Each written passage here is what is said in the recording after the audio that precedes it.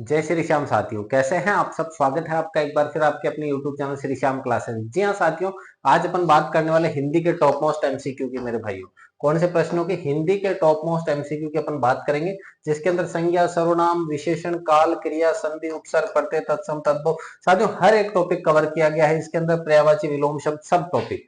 साथियों हर एक टॉपिक के 2 से 3 सवाल मैंने लिए हैं और इन 2 से 3 के बाद में आपको विश्लेषण करना है कि मेरा कौन सा टॉपिक का गलत हुआ है प्रश्न, उस टॉपिक के ऊपर वापस थोड़ा सा फोकस करना। मेरे भाइयों, ज्यादा समय नहीं लेंगे, बस इतना सा कहना है कि पेन कॉपी लेकर के बैठना है कि सर मेरा ये जो मैंने 20 कराए, 30 कराए, 40 प्रश्न करवाए, उनमें से मेरे इतने सही हुए और ये टॉपिक मेरे गलत हो रहे थे, इनको कैसे सुधार करना है उसके बारे में भी बात करेंगे साथियों। तो चलिए शुरू करते हैं आज की क्लास। पहली साथियों देखिएगा, लोक प्लस उपकार में कौन सी संधि है? साथियों क्या पूछा, कौन सी संधि है? लोक प्लस उपकार। मेरे भाइयों क्या पूछा? लोक प्लस उपकार। लोक प्लस उपकार।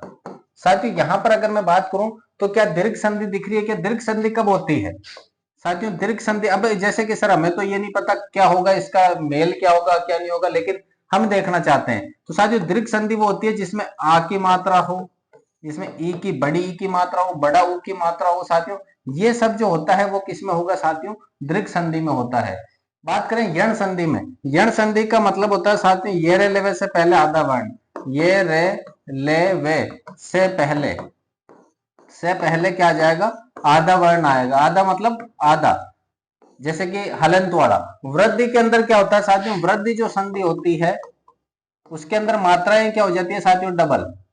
जैसे कि ओ की मात्रा भी क्या हो जाएगी मेरे भाइयों? डबल हो जाएगी। इसी प्रकार से मात्राएं अगर डबल हो गई तो वो वृद्धि संधि कहलाती है, मात्रा डबल। यण संधि में ये रेलवे से पहले आधा वर्ण।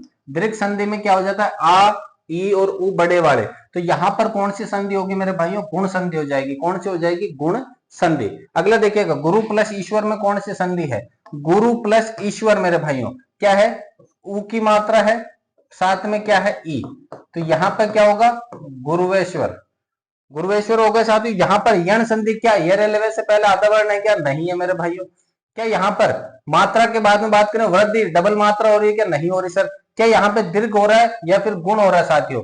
गुण संधि और दीर्घ संधि में अगर कंफ्यूजन हो साथियों तो किस तरीके से सोल्व करना है कि दीर्घ यानी कि इनमें क्या होगा? मात्रा के बाद में साथियों ऊ की और ई की मात्रा बन के क्या आ की हो रही है, या ई बड़ी वाली हो रही है, या ऊ बड़ी वाली हो रहा है, तो उसके हिसाब से बात करेंगे साथियों कौन सा आपके हो जाएगा।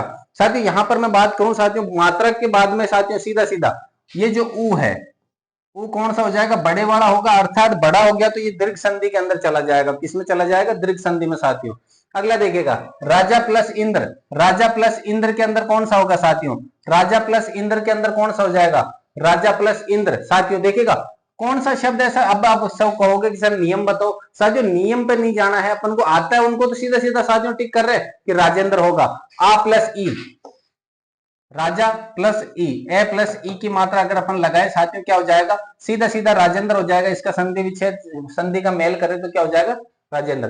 प्रवेश शब्द में कौन सा उपसर्ग? उपसर्ग का मतलब होता है साथियों जो शब्दों के पहले लगता है, जो शब्दों के पहले लगता है वो उपसर्ग है और जो बाद में लगता है वो प्रत्यय है। प्रवेश का सीधा सीधा क्या हो जाएगा? प्र।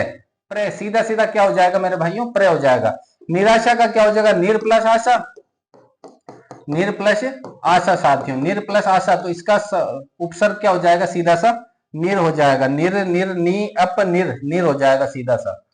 अगला देखो, अधिकार शब्द का उपसर्ग क्या है? अधि प्लस कार, सीधा से क्या हो जाएगा? अधि प्लस कार। साथियों यहां सीधा सा उपसर्ग क्या हो गया? अधि। पढ़ाई शब्द में प्रत्यय, प्रत्यय का मतलब होता है साथियों कहां लगेगा? पीछे की तरफ लगेगा। किसके? शब्दों के पीछे जो लगता है उसको कहते हैं अपन प्रत्यय मेरे भाइयों। पढ़ाई, पढ़ना प्लस आई, पढ़ना प्लस आई, साफ साफ पता चल रहा आई लग रहा है, ता भी नहीं है, कार भी नहीं है, वाला भी नहीं है। ऐसे तो साथियों ये प्रत्यय और उपसर्ग तो आप आसानी से आराम से पहचान सकते, इनको तो गलत किसी भी कंडीशन में नहीं करना है मेरे भाइयों। अगला देखो, बालक शब्द में कौन सा प्रत्यय यानी पीछे कौन सा लगा? क्या ले लगा हुआ है क्या? नहीं। क्या ई की मात्रा है क्या? नहीं। क्या ता लगा हुआ है क्या? नहीं। क्या कै लगा हुआ है क्या? हाँ है। गाय किस प्रकार की संज्ञा है साथियों? गाय क्या व्यक्तिवाचक है क्या? अगर जैसे कि मैं कहता मेरी गाय का नाम धन्नो है, अगर मैं ऐसा कह देता कि मेरी गाय का नाम धन्नो है तो धन्नो आ रही है, तो धन्नो है तो गाय, लेकिन उसको आपने व्यक्ति का नाम दे दिया तब तो ये व्यक्तिवाचक हो जाएगी। लेकिन गाय किसका बोध करा रही है साथियों? जाति का बोध करा रही है। गाय किसका बोध करा रही है? आपके पर्टिकुलर जाति का बोध करा रही है, तो ये जातिवाचक संज्ञा है। ईमानदारी किस प्रकार की संज्ञा है मेरे भाइयों? क्या ये भाववाचक है? क्या ये जातिवाचक है? क्या व्यक्तिवाचक सीधा सा काट दो? क्या द्रव्यवाचक है? सीधा सा काट दो। अब देखो साथियों, एक तो होता है ईमानदार और एक होता है ईमानदारी। साथियों यहां पर बात करो ईमानदार और ईमानदारी की। ईमानदारी साथियों सीधा सीधा किसका होता है? आपके भाववाचक का। लेकिन अगर मैं यहां लगा दूं ईमानदारियां, ईमानदारियां लगा दूं, मात्रा अगर मैं इसका बहुवचन बना देता हूं तो ये बहुवचन हमेशा किस में चला जाएगा? जातिवाचक में। बहुवचन तो जाएगा जातिवाचक में, और ईमानदार इसका क्या है? गुण है साथियों, ईमानदारी इसका गुण है। गुण की बात करा तो ये क्या हो जाएगा? आपके भाववाचक संज्ञा का उदाहरण हो जाएगा साथियों। वह कौन सा सर्वनाम है? वह का मतलब वह और यह दो होता है साथियों। यह का मतलब तो होता है साथियों जो पास में है, और वह का मतलब होता है जो दूर है। लेकिन है कैसा साथियों? प्रश्नवाचक है क्या? प्रश्नवाचक तो क्या कौन होता है? अनिश्चयवाचक, जिसके बारे में बता ही नहीं सकता। जबकि ये तो क्या है साथियों? निश्चित है। यह और वह दोनों के दोनों क्या आपके? निश्चयवाचक है मेरे भाइयों। पुरुषवाचक तो है नहीं, तो ये क्या हो जाएगा? सीधा सीधा निश्चयवाचक हो जाएगा। कौन कौन सा सर्वनाम है? कौन ये जो सर्वनाम है ना, कौन सा सर्वनाम है ये बताना है। क्या ये संबंध बताता है क्या? क्या ये निश्चयवाचक होता है क्या? क्या ये प्रश्नवाचक होता है क्या? क्या ये अनिश्चयवाचक होता है क्या? कौन आया? मैं कहता हूं कि आज कौन आया। कौन का मतलब क्या? मैं पूछा, मैंने प्रश्न का बोध हो रहा है, तो ये कौन सा आपके सर्वनाम हो गया? प्रश्नवाचक। कुछ लोग आए थे, यहाँ कुछ जो है ना साथियों, कौन सा सर्वनाम है? कुछ कौन सा सर्वनाम हो जाएगा? कुछ का मतलब यहाँ पर साथियों बात करें अपन, निश्चित है क्या? नहीं है। अनिश्चित हो सकता है। प्रश्न पूछ रहे क्या? नहीं पूछ रहे। संबंध बता रहे क्या? नहीं बता रहे। तो कुछ का मतलब क्या हो गया साथियों? अनिश्चयवाचक।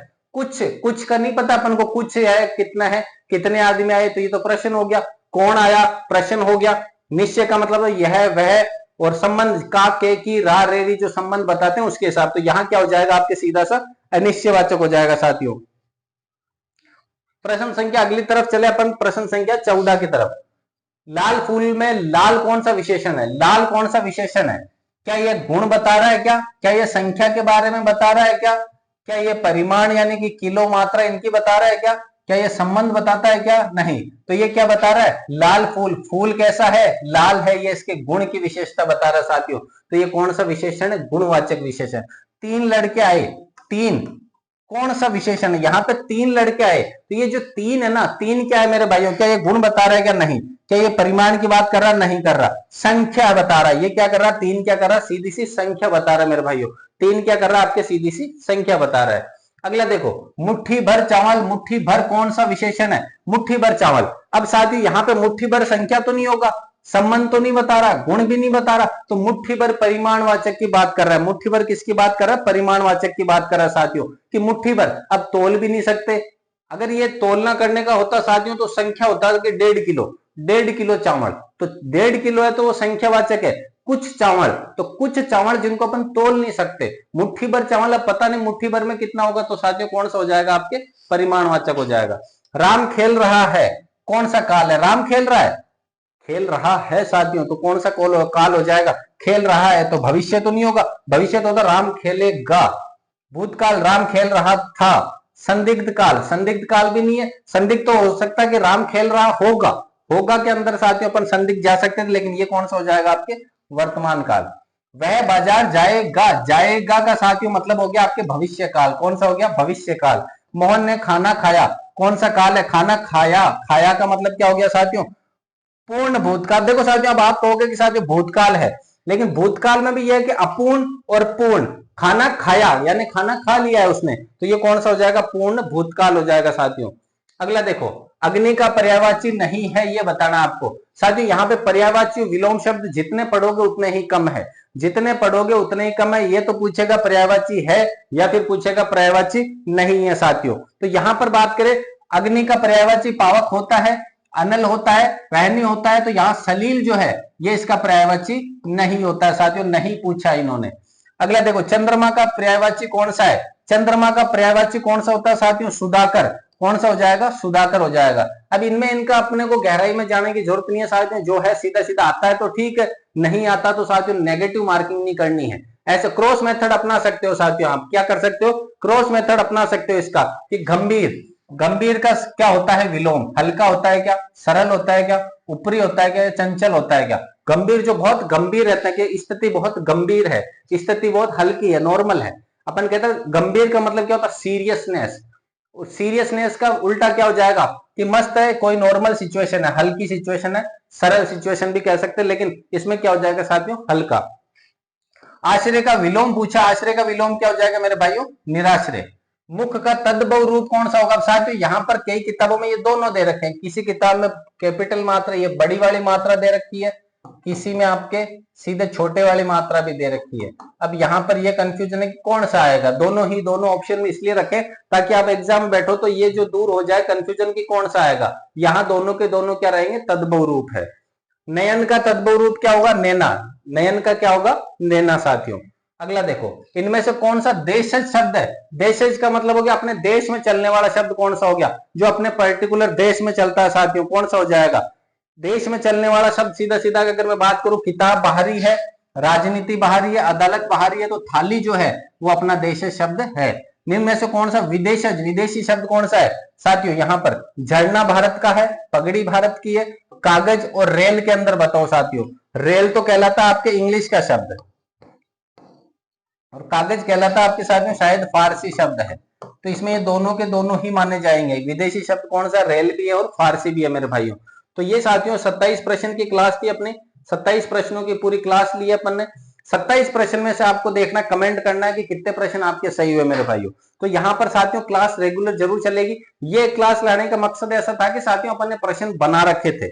अब मैथ्स की प्रॉपर अपनी क्लास शाम को चलती है, इंग्लिश की एक मॉडल पेपर जरूर आता है डेली के साथियों। तो बने रहिएगा आपके अपने यूट्यूब चैनल के साथ में। मिलते हैं अगली क्लास में, तब तक के लिए जय हिंद, वंदे मातरम।